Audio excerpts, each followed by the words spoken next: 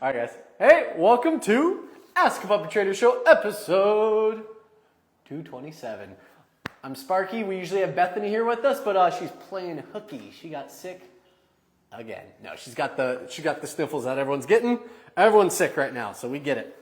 Okay, I don't have too many questions that got sent in, so if you guys have any questions you guys want to throw in the chat, I'm always willing to answer questions in the chat. It always feels really good when I can kind of go back and forth with someone. It feels more personal. So if you guys throw something up there, I'm probably going to prioritize that more than anything else.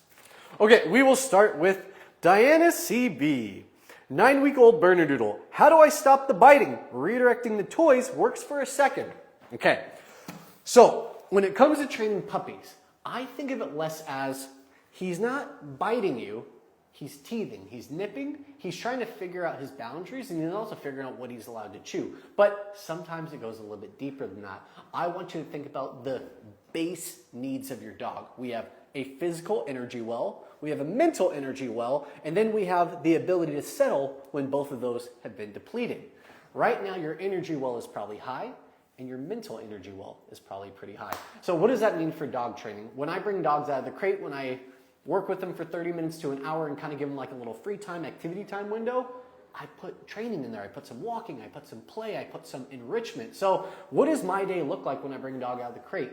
I take him out for a quick potty. I know I'm answering way more than the question because it's not a simple answer. You need way more than just a question. So I take a dog out for potty first. I give them like maybe 5-10 minutes of enrichment where I let them sniff, I let them see, I let them hear. I don't let them start biting and eating and picking things up. I believe that's overstimulation and it doesn't teach good habits. And when they start that, that's when I'm like, okay, now we can come inside. When I do my training, I have to check 3 boxes. I have physical, mental, and then settle time. The mental window, that's training. I do 10-15 minutes of training. After that, I do 10-15 minutes of play. After that, I'll do anywhere between 10 minutes all the way up to 30 minutes of kind of hanging out in the playpen around me. But now let's get to the actual nipping. So I have a toy. I'm playing with my dog, and we're really engaged. I'm tug, tug, tug, drop, good.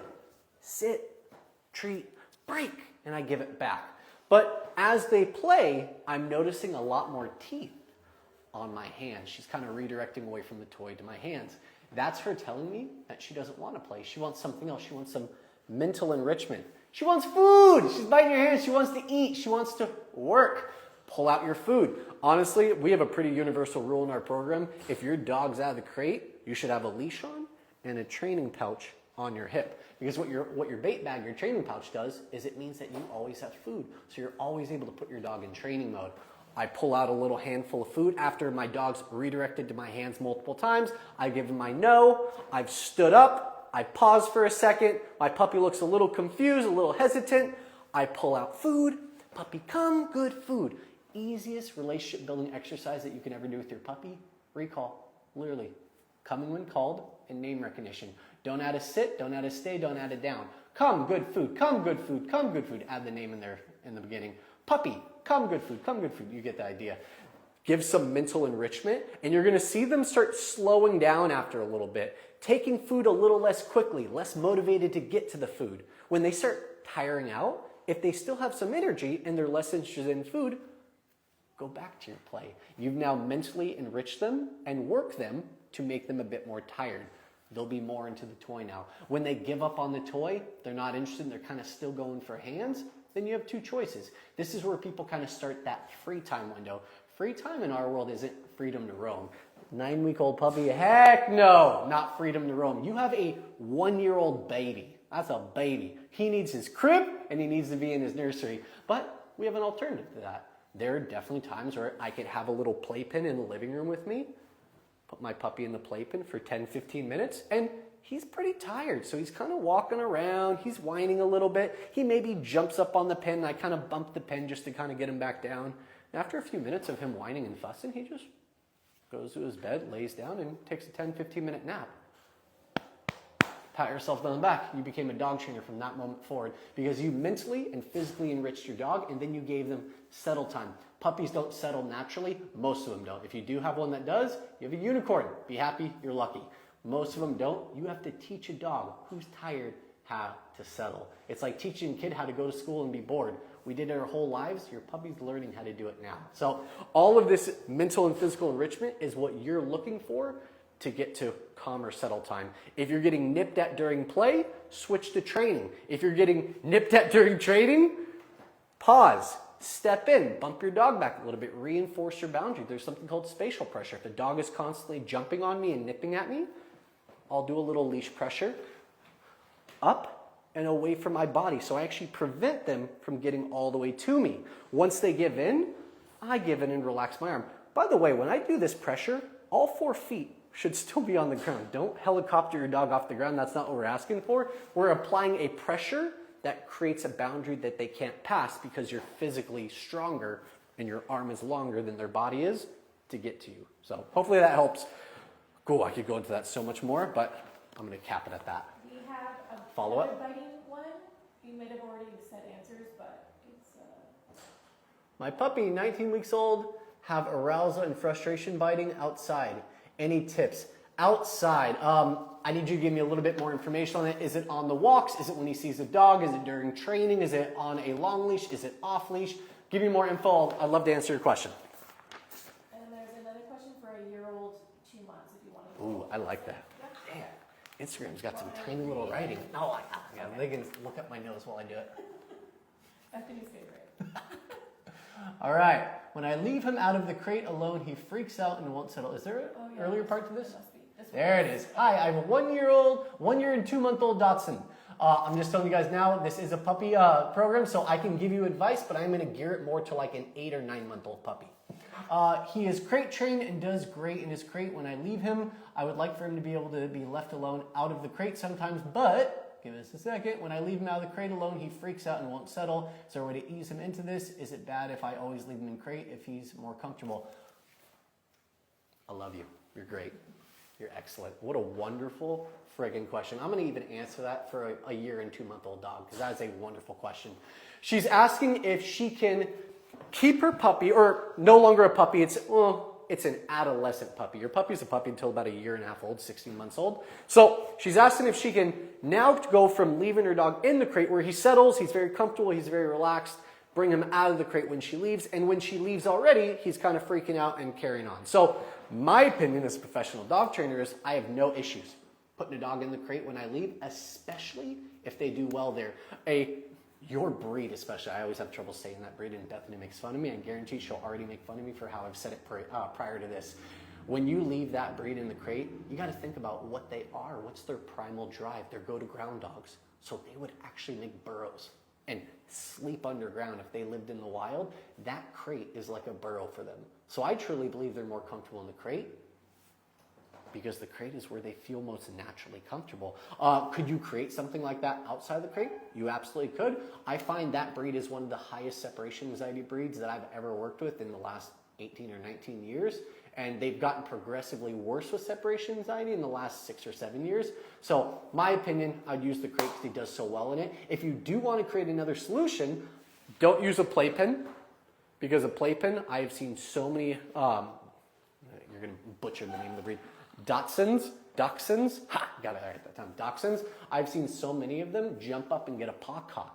I've seen them jump over and cartwheel over the other side and hurt their back. I don't use playpens for them because it's a safety risk. But when you're home, teach place command. And you're a little old for the online school. We do have a lot of different commands you could learn through it, but you could also YouTube it. You're looking for place. Place is teaching a dog to go to a designated area, designated area on command and stay there until we release them. That's a whole bunch of fancy dog trainer talk. Calm, C-A-L-M, on command. Yes, it's real. It's a real thing. Calm on command is from place. Lots of different versions. Place command, place pattern to tire a dog out. I do 15 minutes. I'm boarding a dog right now. 15 minutes of place pattern before bed. I'm getting 9 hours of sleep, guys. He was getting 7 before. 9 hours with 15 minutes of place pattern before bed. That's place, sit, good. Come, place, sit, good. Treat. And eventually when they get tired enough, they start laying down automatically. That's when I put him in the crate. That's when his night's over. So it's phenomenal to help tire out puppies and give them mental structure and focus. And more than that is I start doing duration work. Eventually, sorry, I'm going back to my question now. Bethany would have kept me on track better than myself. Now, what does place do for you? When you're getting ready to leave, you put your dog on place. You leave for 3 minutes. You walk out your door, you've already got a camera on that puppy. Like you get a camera, you have it on, and you get $20 ones on Amazon. Walk out your door, pause, walk back in, go sit on your couch. Go out for a couple minutes, come back in, sit on your couch. Build your way up. And there's going to be a day where you walk out and it's 5-6 minutes, you open your door and that puppy's there waiting for you. And it's no, out, place. That wasn't a mean voice. This is a mean voice. That was a stoic, neutral tone. No, out, place. It's a firm, stoic, neutral tone. Anger is emotion, and it influences your dog's energy. It gives them higher energy. It might be fear energy, but it still escalates their energy. You're trying to keep them at a neutral base, a neutral state. Training is neutrality. It shouldn't be emotion. So if you're getting mad, put that dog in the crate. You're good. All right. Hope that answers it. Lots of new puppy questions coming in on Instagram and TikTok. Do we? I want to get one part of this one. I want to get one part of this one. So it can help like It's a 9-week-old. So, all right, guys, let me go over this one, then I'll come back to Instagram, TikTok. I'll stay later. All right. This is from Christy. I have a new puppy that is 9 weeks old. It is an English Cocker Spaniel girl. Very, very high energy. I've been on Christmas break, but I go back to work tomorrow. Ricky, can you open this for me? Thank you. I've had her almost a week. She's having a lot of accents, even though I let her out super often. I've been on Christmas break, but I go back to work tomorrow. My husband will be home with her for the next week and then start school. Oh, Bethany would have been so much better for paraphrasing this. 2 days a week, he will be gone for most of the day. I work Monday through Friday. I'm gone 7:15 to 4:15-ish. Oh, girl, you are asking way too much. 2 days a week, he will be gone for most of the day. I work Monday through Friday. I'm gone from 7:15 to 4:15-ish. I can't come during the day for lunch break. Only get 30-minute lunch and like 20 minutes and live 20 minutes from work. I guess I'm wondering what setup I should do. Okay. Too bad, you gotta use puppy pads, sorry. She's not a fan of the puppy pads, but you're gonna have to use them for a little bit. You need a crate playpen set up. But the difficulty with this is I think you should get a playpen that's 56 inches tall. It's either 56 or 58 or 59 inches tall, which is almost like 6 feet. It's like over 5 foot tall. Because you're gonna have a large playpen. It needs to be tall, and I might put something halfway on it, like halfway up, like little pool tubes, in case she's a climber. Dachshunds get really good at climbing. And in that playpen, I have potty pads on like maybe over 50% of it. So that means I have about 7 or 8 pads. If here's my playpen, they're even outside of the playpen because pee squirts, pee will leak and it will drip. So if you don't really care about the pee dripping off the pad, you can just do enough to fill it, but you're gonna be coming home and cleaning some urine off the floor a couple times a week. So that whole pee pad setup, I've got a bowl closer to the side of crate, like a little water bowl, and I'm gonna measure out some water because if you do 2-3 cups of water and she like vigorously drinks most of it in the first hour, you're gonna get 30 P's on that pad and it's gonna completely ruin your potty training. So I'd either get some kind of device that can give her water, like they're like machines that literally open a flow, give them a 3-ounce cup of water in their bowl and like it measures out every 2 to 3 hours. So you could try something like that. And then in that playpen, I also have my crate. It's open. It's got a nice little dog bed in there. So one half of the pen is all pads. That's where they're going to go out and pee, hopefully. Other side is crate, and that's where she'll kind of go into sleep. I do give a toy, but I only give toys that I know aren't choking hazards. So for a Dachshund who has incredibly strong jaws and teeth, even though they're a tiny little breed, remember their whole job is to run into a burrow, grab a gopher or mole by the face, snap their neck in the hole, and then drag the whole body out, and then give it to the farmer and then go look for the next one. Yeah, your dog's a working breed. That's what they're bred for. So they have very, very strong jaws, very strong drive, and that's all motivation that they have. This is a Dachshund, right? Oh, shoot. English Cocker Spaniel. Sorry, I'm on a different breed still. That is even crazier than a Dachshund. So I'll tell you that right now. You have that plus 10 times more from that. So I forgot my question. Okay, pad, crate inside, and then the tubes on top, they're going to be in there for probably what, 7:15 to 4:15ish. So you got like 9 hours in there. You just got to make sure you give enough water. I would not give food in the playpen setup because you're not in control of giving that food, and food is a really valuable resource for training. But water, you can give water, of course. So I do a breakfast, I do a dinner, and yeah, if you could hire like a rover or a dog walker to come in like halfway just to give a little 15-20 minute walk and maybe drop this scoop of kibble for them to have their lunch. Young puppies, 9 weeks old, they need about 3 meals a day still because their body only absorbs so much nutrients. I have owners that feed 2 meals a day and they get 3 poops between that first meal and that second meal. That's because their body is only using about 3/4 of the nutrients, and that last quarter becomes waste, which is bigger dookies. So I think I answered that one. Ask a follow-up though, I'm curious. What else we got? We got getting a half a poo in a month. Quick tips for day 1, please. Thank you. 8-week-old male. 8-week-old male. Online school, guys. That's the advice. No, we do have an online school that starts from about, I would say it starts from 8 to 10 weeks and then on. Get a crate. You need to look for tips for success. So, I mean, I'm preaching our program because everything I'm going to tell you to use is going to be in our program. I'm sure you can find other sources that are free. It's just all in one spot for us. You need a crate schedule. You need a introductory training session just to kind of start working with basic stuff. You need coming when called. You need enrichment techniques like grabbing like one of those little kiddie pools, putting crumpled up water bottles, like go in your recycle. Close all your bottles, wash them out, and then like crumple them up, throw them in there, and then throw a handful of kibble in and let your puppy kind of move all the bottles around and eat the kibble. That enrichment builds confidence. The next time your dog walks over a manhole, they're not gonna, they're gonna walk over it like it's just another thing. It's another texture that their paws are used to touching. The more acclimation you give, the better they are. I did not do this for my dog, who's even a service animal. I did this as an adult. 1,000 times harder once fear is already instilled on something on the ground. Doing it as a puppy, this is something Bethany always preaches, like her big ask. It will help you guys so much. Water break. Not used to talking for the whole time. Usually Bethany shuts me up at one point.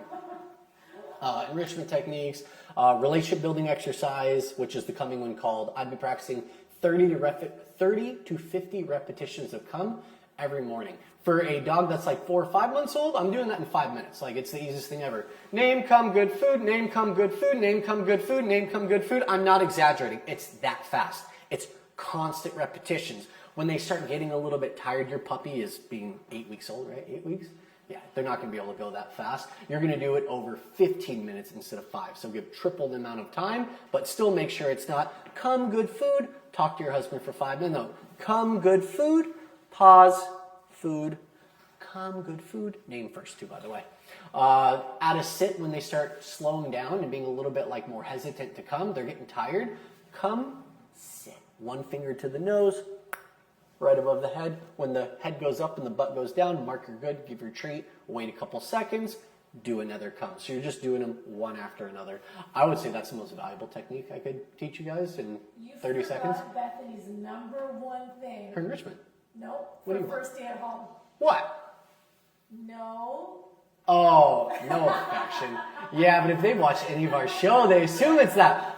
No affection either, or she wouldn't say that. She wouldn't say no affection because she knows that she's going to get canceled if she says that. She's going to say you want to manage and balance the amount of affection you're giving. So what that means is you just picked up your puppy and they've spent the last 15 minutes in your arm. I got a 3-to-1 ratio for affection for puppies because affection means 5, 10, 20 times more to them than training does. It's 2 different forms of relationship building. One is relationship building with balance and food. So the food is just as important as you are, and you're creating connection through training. The other one is just affection.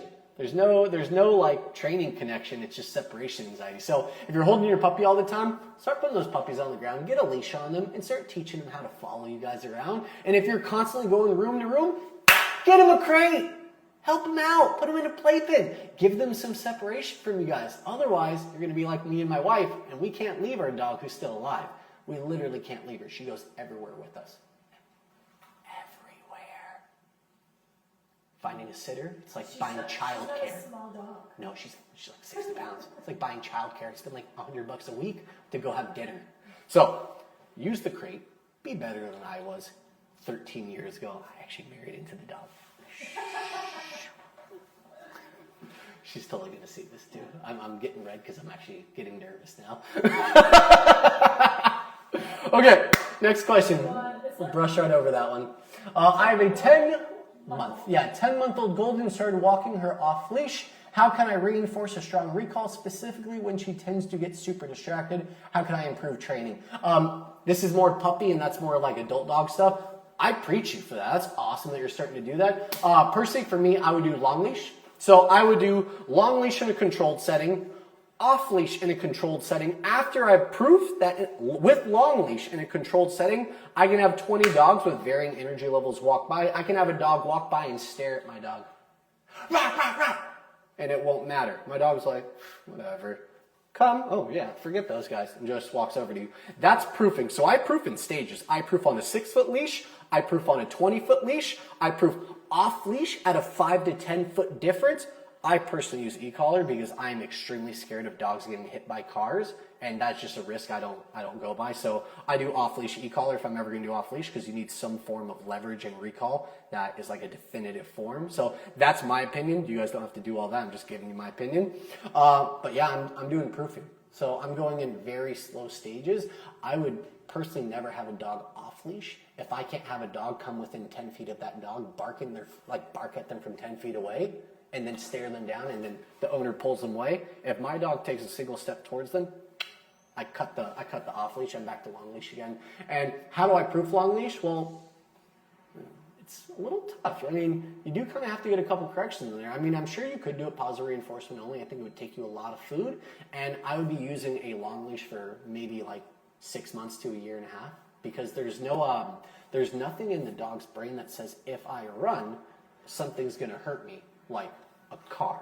But if they use a training tool, something like that, they hit the end and they kind of get an idea of what it would feel like to hit the end, which means running away. So running away gets a negative association to it. Again, this is balance and even a little bit towards dominance. So I'm not saying you should do this. I'm just trying to give you different forms of advice. So food work, I'm doing it for 6 months to a year and a half on long leash. And if that dog hits the end of the long leash a single time, I extend it by 6 months, because that dog just ran away and got hit by a car. That's what that means if they hit the end of the leash. They got away from you. And if that long leash wasn't there, you might keep going. So I'm being real serious about this, because this is a serious freaking thing, guys. You cannot BS around with off leash, because dogs get hit. We just lost one of our dogs who graduated 6 months ago. He got hit by a car.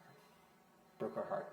But things happen. We get it. So be very, very, very conscientious about putting a dog off leash. They need to be like crack shot trained in order for the recall. How do I do that? I practice hundreds of repetitions of recall. I would say in 2 months, I've done 3,000 to 5,000 repetitions of recall. I'm not BSing, guys. I preach this in our program if they do our off-leash program. Preach it. As many repetitions of recall as you can, and then proof that in different environments. All right, I got to move on. I'm getting too heated. Okay. That was a wonderful question, though. Really wonderful question. If you get me sweating, it's a great question. 9-week-old puppy? Ooh, 9-week-old puppy loves his playpen to sleep and leave him there when we step out. Hates crate. What do I do? Put him in there and get him used to it. You got to acclimate him to it. If he's already used to his playpen, it's because the playpen is probably in the living room with you guys. And if it's not in the living room, it's in your bedroom. Be careful of those broken paws. If they jump up, get a paw stuck, they break it and they hang there until you get home. We've had that happen before, just so you know. Not here with us, but owners have had that happen at home. It's a real thing. You need to get on a crate schedule. So crate training doesn't happen when you're gone. Hear what I said. Crate training. Crating happens when you're gone, but crate training happens when you're home. Because why would you put your dog in the crate and then leave? They only associate the crate with you leaving, and they want you there. They love you. So now it's a negative association of crate. I get them on a schedule. I do an hour and a half in the crate, 30 minutes of free time. Think of that word, free time. That means when I take them out of the crate, I give them 30 minutes of training, walk, play. It's all part of that 30-minute window. And then I give that 30 minutes of free time. That's where they get to lay on their dog bed. They get to be in the playpen around us. So you're giving them time to be with you, but it's all very controlled. You have them on a leash when they come out of the crate. All these different things help your puppy take themselves out of leadership mode. Because right here, your puppy's a leader. When you leave, they're like, hey, you get your butt back here. Don't you put me in this crate. You let me out right this second. That's a dog giving you obedience commands. Human come, human open, human good. No, we don't follow obedience commands. We deliver obedience commands. So by putting a leash on your dog, by doing a little bit more training, walk, play, and controlling all that space, you take your dog out of leader, you put them in follower mode. So they're more likely to understand what you're teaching them and listen to you. When you get them on that schedule, you start acclimating them to be more calm in crate. When I bring a dog out of the crate and I give that walk, play, training, supervised separation, I give the existence, I give the place command, I give the place duration, it's not just working with your dog. You're mentally and physically decompressing them. You're taking the energy out of them.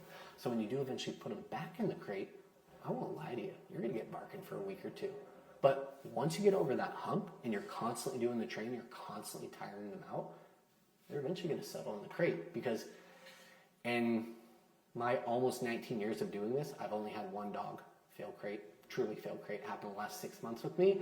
And when I found out the trauma the dog went through at their previous homes and their previous life, I understood that. If your dog hasn't had serious trauma, I'm talking being left in a crate for 5 days without food and water, serious trauma, like horrible stuff, then it's just your dog doesn't like crate. Get them over the hump. They'll get used to it. It just takes a little bit of time, but you got this. It's going to be tough. Do you want one last? I think it's a quick question. Yeah, they're never quick with me. You know, they're never quick with me and Bethany. I talk fast. 8-week-old puppy? Yes. Growls during tug. Is this okay? Yips for drop it? What do you mean yips? Okay, tips. New puppy 8 weeks growls during tug. Is this okay? Tips for drop it training, please. Oh, okay. It's okay if they growl, but if they're growling and escalating, you have to decide your comfort level, and also you got to see what your breed is. So if I have like a Rottie, whose whole job is to grab something, hold on, and never let go until the police get there, then I expect a little bit more growling out of them. If I have a doodle who's a high energy doodle, I expect a little bit more growling out of them. If I have a really low energy dog who's getting really amped up and growling during play, well, I think that might be a little bit off. I might try to settle them down a little bit, maybe tug less and let them do more of the pulling. Personally, when I do tug, I don't do a lot of pulling with the toy. Puppy teeth are very easy. It's very easy to rip. How old is this dog? 8 weeks? Oh gosh, yeah. An 8-week-old puppy, their little puppy teeth can get ripped right out of their mouth if you're pulling on that toy. So I give a resistance. I have the toy, I hold it up, I have them sit before I start, and then when I'm ready to let them play, I have a command for it. I release them. Break, and I give the toy. Once they have a grip, I kind of keep my elbows and my arms straight like this. Like I don't really pull it. I'm right here. And then they get to choose the pressure. And I just kind of move back and forth. I'm the wave. I'm just hitting the shore and receding. I'm just calm and relaxed. And then when I'm like, okay, we're probably like 5 to 10 seconds into a good tug. And I'm like, all right, now I want to drop. I'm going to bring my elbows into my ribs. Drop. And I have my hands still low. It's hard to show in this angle. It feels a little weird to show it like this. But you're going to basically have your arms straight. Drop. Lock the elbows in. Kind of keep your arms flat so you're not pulling them off the ground. You're too high off the ground if you're pulling him off the ground. He should still be on the ground, but you can't move. You're not moving. You are like locked in stone. You're locked in. You're tight. And then after a while, he's like, man, it's kind of boring. Dad used to at least create some resistance and like engage with me a little bit. Well, if he's not going to engage, I don't really want to play. Lets it go. Takes a step back. Toy to the chest. Food. Sit. Good. Food. Break. I give it right back. He earns the toy by releasing it. It's a back and forth process. You give me what I want, I give you what you want. You drop, I'll give you food, and I'll give you that toy back. Some dogs are a little too motivated for food, so if he's super motivated for food, you bring out a treat, tell him sit, tell him good, give him a treat, tell him break, and he doesn't even go for the toy, he's just staring for food. They got the food. The toy is your reward. Drop, sit, good, break. And remember, break is fun. It's engaging. It's stimulating. You're supposed to have fun and move with them. Okay, that's what I would teach. They can get a step-by-step tutorial in. You can get a step-by-step tutorial in our online school. I already did the plug once. You did. That was in the beginning. I feel like you That's true. We do have our online school, guys. So all of those we have like 50 new puppy questions. So we do have an online school. It's incredibly affordable. What is it, $2.99 right now? For a year. Incredibly affordable. You get a whole year's access. We've had people... Access to you. Oh yeah, and you have access. You actually get a whole hour live with us every Wednesday. We've had a pretty small class the last couple of weeks during the holidays. It's probably going to pick up soon. So we're doing one today if you guys want to join. Okay, guys. That's all we got for you. Wow, I talked for 30 minutes straight. That was so much fun. Oh, we should have Bethany stay home more often. Okay. All right, bye, guys. Feels weird waiting by myself.